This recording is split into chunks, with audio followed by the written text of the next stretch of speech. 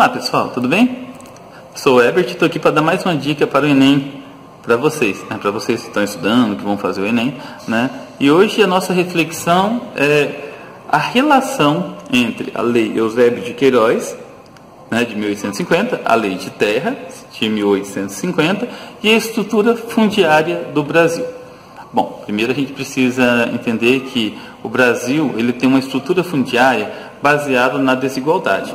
Desde o período da colonização brasileira de 1500 até 1850, o regime de terras no Brasil era ou capitanias hereditárias ou sesmarias. E quem cuidava dessas propriedades agrícolas eram os donatários, ou seja, aquelas pessoas que eram escolhidas pela metrópole ou pelo rei, no tempo do Império, para poder cuidar dessa terra, não é verdade?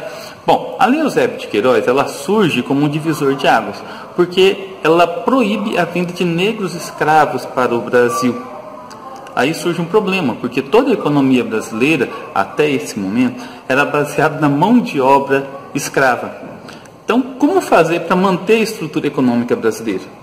Então, o Império teve a ideia de vender as terras para aqueles que tivessem dinheiro para comprar. No primeiro instante, foi bem interessante.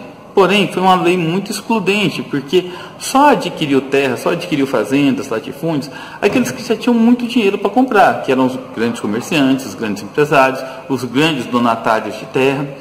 Essa lei não beneficiou os brancos pobres, negros libertos, né? Então essa lei ela foi excludente, beneficiando ainda mais a concentração de terras. Então a estrutura fundiária brasileira é baseada na desigualdade, onde um grupo de pessoas tem um grupo pequeno de pessoas tem extensas áreas e um grande número de produtores tem pequenas propriedades, né? São as propriedades familiares, a agricultura de subsistência, hoje a agricultura familiar. Isso aí foi potencializado na década de 60, né? Na década de 1963 e 64, no governo de João Goulart, com o Estatuto da Terra, o Estatuto do Trabalhador Rural e o Fundo Rural, onde o governo promovia uma lei que dava igualdade de direito aos trabalhadores do campo. Essa igualdade de direito, né, vamos entender. 8 horas trabalhadas por dia, no máximo 40 horas semanais, ser beneficiado, né, receber um auxílio do governo caso sofra um acidente de trabalho, ter direito a uma aposentadoria, né, ter direito a um dia na semana de descanso, enfim, então tudo isso foi bastante levado em consideração por parte do governo. Durante esse período houve demissões em massa nas propriedades rurais brasileiras.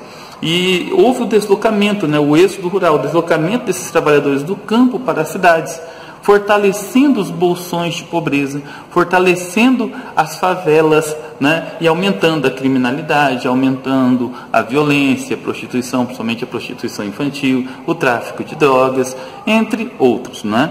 E como consequência disso, mais para frente, né, durante a década de 1980, tem-se início o mais atuante movimento social brasileiro, que é o movimento dos trabalhadores rurais sem terra, que é um tema que a gente vai trabalhar no próximo vídeo, ok? Valeu, gente. Fica com Deus.